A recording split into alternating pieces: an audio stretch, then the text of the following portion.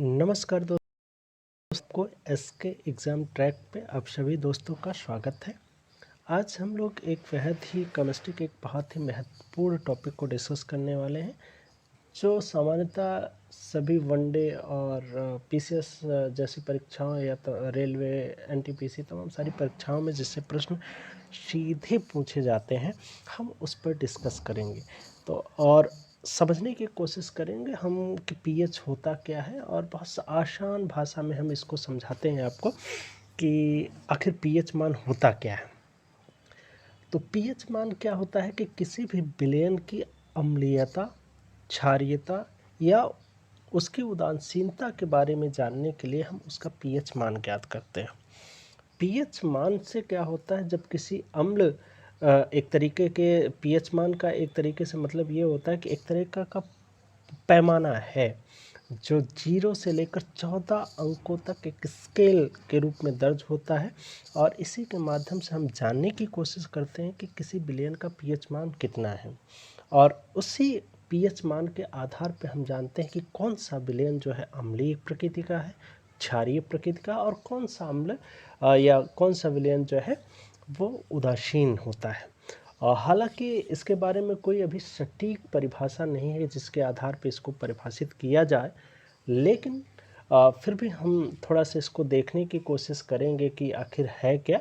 और इससे अगर आप एक बार इसको पूरे लिस्ट को कंप्लीट कर लेंगे तो आपको बहुत क्लियर तरीके से जो है आपको मैक्सिमम क्वेश्चन आपको इससे हल हो जाएंगे, और सभी परीक्षाओं में लगभग किसी न किसी परीक्षा में आए दिन इससे जुड़ा हुआ एक दो प्रश्न आपको देखने को मिल जाता है। या तो मिलाने के लिए कूट के रूप में हो सकता है, या सीधे पूछ सकता है कि आपका किसी जैसे शर्करा में कितना होता है, दूध में का पीएच मान कितना होता है, पानी का कितना होता है, या मानव मूत्र में पीएच मान कितना होता है, या फिर होता है कि मानव रक्त का पीएच मान का। बहुत पॉपुलर क्वेश्चन है जो लगभग सभी जितने भी परीक्षा बोर्ड हैं या आयोग हैं वो इस एरिया से क्वेश्चन बनाते हैं।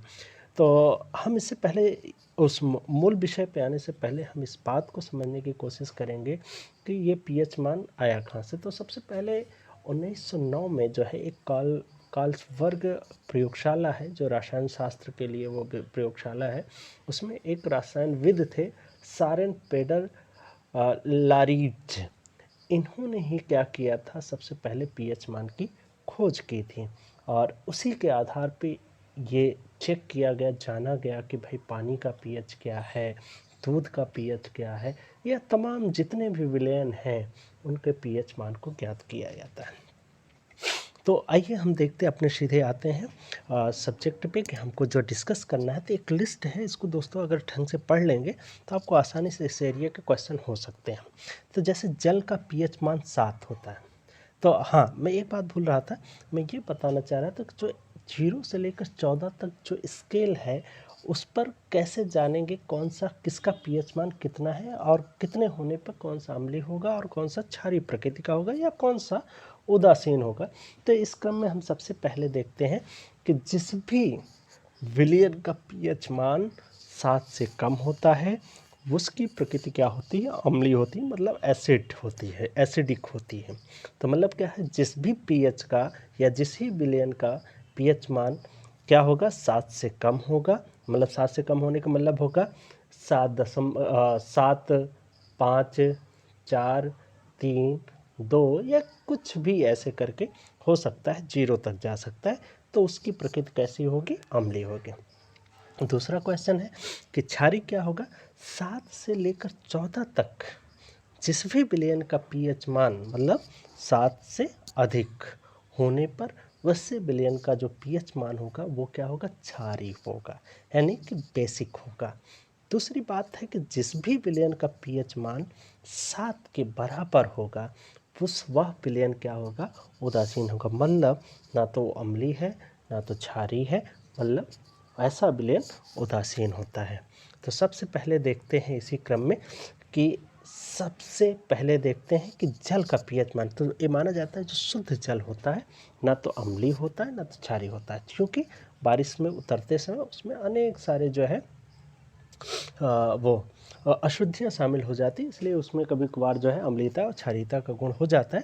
लेकिन सामान्यतः जो शुद्ध जल है उसका पीएच मान क्या होता है, 7 होता है, मतलब कि उदासीन है। दूध का पीएच देखते हैं तो दूध का पीएच क्या है, 6.4 है। तो मतलब क्या हुआ कि यह दूध का विलयन जो है उसका पीएच मान 6.4 है। तो मतलब इसकी प्रकृति क्या है, 7 से कम है, इसलिए अम्लीय है। दूसरा सिरके का पीएच मान देखेंगे, सिरके का पीएच मान 3 है। तो दोस्तों सिरका का जो पीएच मान है वो 3 होता है, इसके कारण सिरका की जो प्रकृति है वो क्या है, अम्लीय है। मानव रक्त का पीएच देखते हैं तो मानव रक्त का जो पीएच है दोस्तों वो 7.4 है। बहुत सारी परीक्षाओं में पूछा गया है, आप नोट कर लीजिएगा। जो मानव ब्लड है उसका पीएच 7.4 है, मतलब 7 से अधिक, इसलिए उसकी प्रकृति क्या क्षारीय है। अब देखते हैं कि नींबू का जो पीएच है वो कैसा है। तो नींबू का पीएच दोस्तों 2.4 है। क्या है, 2.4 है पीएच किसका, नींबू का पीएच है। छठवां देखते हैं NaCl का पीएच कितना होता है। तो NaCl का पीएच जो होता है वो 7 होता है, मतलब क्या होता है, उदासीन होता है, उसमें कोई वो नहीं होता है। नेक्स्ट देखते हैं इसी क्रम में, जो आप देखते हैं कि शराब का पीएच कितना है। तो शराब का पीएच 2.8 होता है। कितना होता है दोस्तों, 2.8 होता है। मानव मूत्र का पीएच क्या होता है, यानी कि ह्यूमन यूरिन का जो पीएच है वो 4.8 से 8.4 तक, यानी कि क्षारीय दोनों तरीके का होता है। समुद्र के जल का पीएच 8.5 होता है, मतलब क्या है, क्षारीय है। आंसू जो आंसू हैं, जो आंखों से निकलते हैं, जो पानी है, उसका पीएच कितना है, तो वो 7.4 है। तो मतलब वो भी क्या है, क्षारीय प्रकृति का है। ह्यूमन जो लार है, आपके मुंह में जानते हैं कि कई सारी लार ग्रंथियां होती हैं, अगर उसका पीएच देखें तो उसका पीएच 6.5 और कहीं कहीं 7.5 भी लिखा रहता है। 6.5 या 7.5 आपके अगर ऑप्शन में रहेगा तो आप उसको टिक करिएगा। HCl का पीएच मान कितना होता है, 1 होता है, जिसे बैटरी एसिड कहा जाता है। सबसे ज़्यादा अगर पीएच मान देखा जाए सामान्य तौर पे तो बैटरी का जो होता है, बैटरी एसिड, उसका पीएच मान 1 होता है, मतलब सबसे ज़्यादा अम्लीय है। तो दोस्तों ध्यान रखिएगा, इसको बार बार देखेंगे वीडियो को तो आपको ये समझ में आएगा। ये जो 12 एक तरीके से बहुत ही इम्पॉर्टेंट पीएच मान है, जिनके बारे में परीक्षाओं में पूछा जाता है। या तो शराब पूछ लिया जाता है, मानव मूत्र, मानव लार, आंसू के, खून का, ये सारे सबका पीएच मान पूछा जाता है। आपको सबको नहीं पढ़ना, लेकिन ये कुछ ज़रूरी और महत्वपूर्ण है। इसी तरीके से हम अन्य टॉपिक पर भी जो है हम लिस्टिंग देखेंगे, जिससे सीधे परीक्षाओं में प्रश्न आता है। नमस्कार।